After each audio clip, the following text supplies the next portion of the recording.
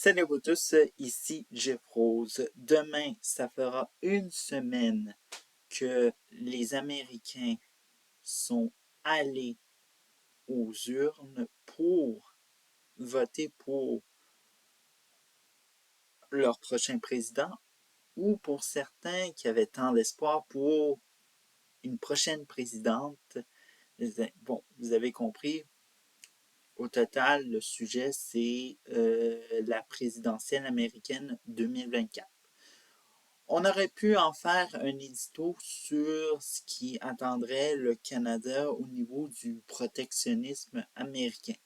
Mais constater qu'au économie, on n'a pas eu grand-chose de la part de Kamala Harris et juste des, disons-le, disons-le, le sujet n'était pas surtout abordé du côté de Harris comparé à Donald Trump, soit disons-le, l'économie et bien sûr économie américaine avec protectionnisme. Et bien sûr, malheureusement, le Canada s'est enroulé, soit disons-le, dans un débat, soit disons-le, de QMI bas, soit disons-le, pour dire que Kamala Harris c'est la bonne, puis Donald Trump c'est le méchant, puis bref. Alors donc, voilà ce qui en est. Bref, néanmoins, cette victoire de Donald Trump, ce retour triomphal de Donald Trump, pour certains, le lendemain du 5 novembre 2024, il y a eu, bon, des post-mortem, mais aussi il y a eu des leçons qu'on retient. Sûr, on va en faire que trois points de ce cas d'école à étudier parce que vous savez, il y a des élections fédérales qui s'en viennent. On ne sait pas trop bon pour l'instant qu'est-ce qui en est parce que on sait que le nouveau Parti démocratique a décidé de mettre le couvercle sur la marmite pour l'instant. Mais bon, enchaînons avec les 3 points que moi j'ai retenu évidemment et que certains d'entre vous ont retenu. Le premier point, les célébrités. Alors donc, les célébrités qui sont allées parader comme des pans, hein, vous savez, l'oiseau, donc il a une queue et tout le monde est impressionné, waouh, et tout ça.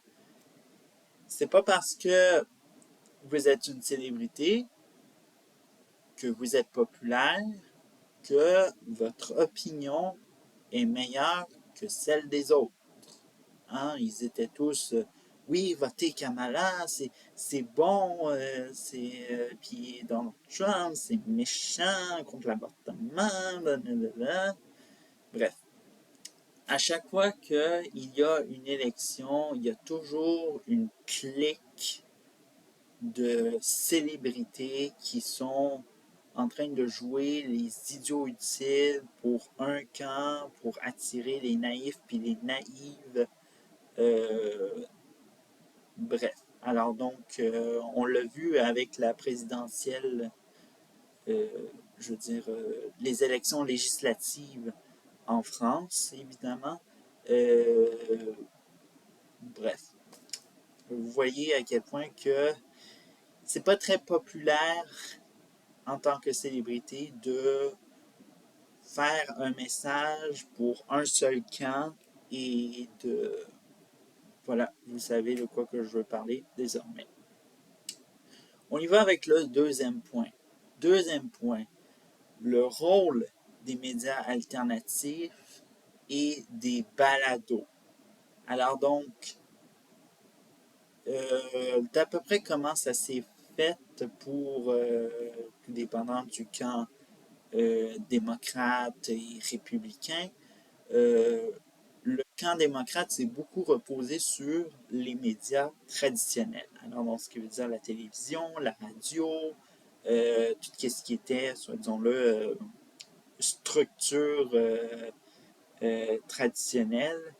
Et malheureusement, ces médias-là, la majorité d'entre eux ne sont que regardés par une infime partie de la population. Ça, disons-le, la majorité d'entre eux qui consomment ça, ce sont des gens plus âgés et bref.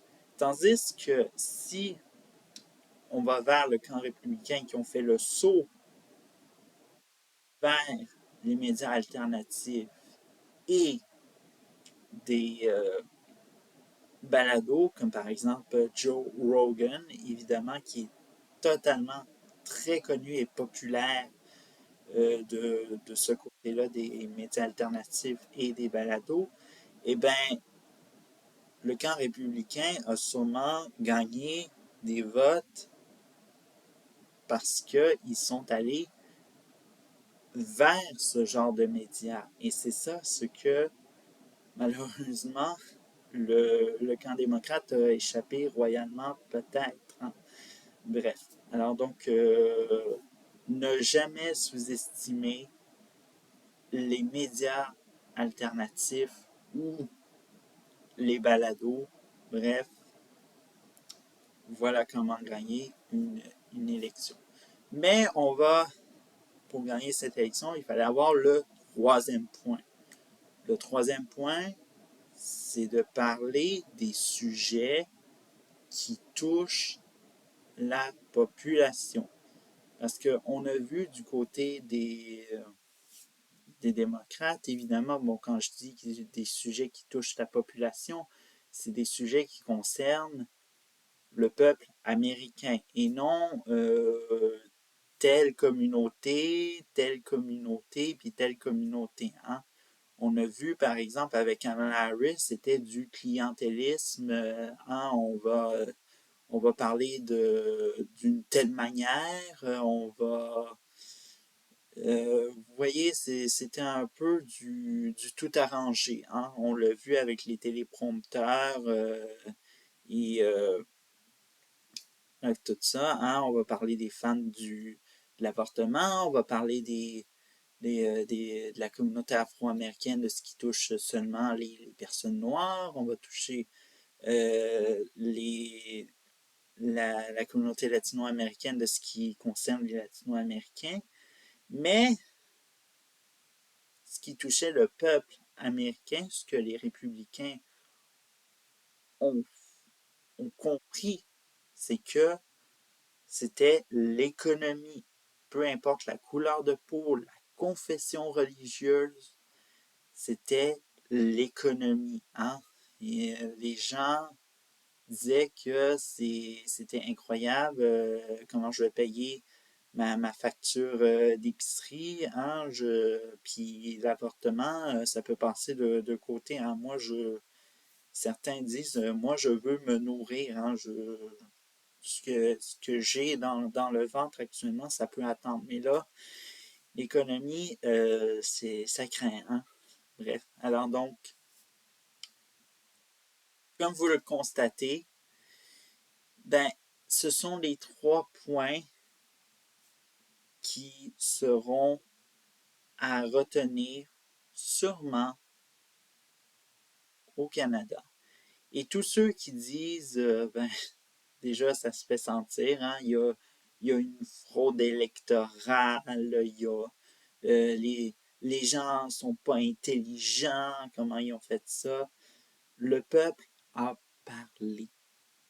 Alors que vous ne soyez pas content de ce qui s'est passé aux États-Unis, regardez-vous un peu dans le miroir.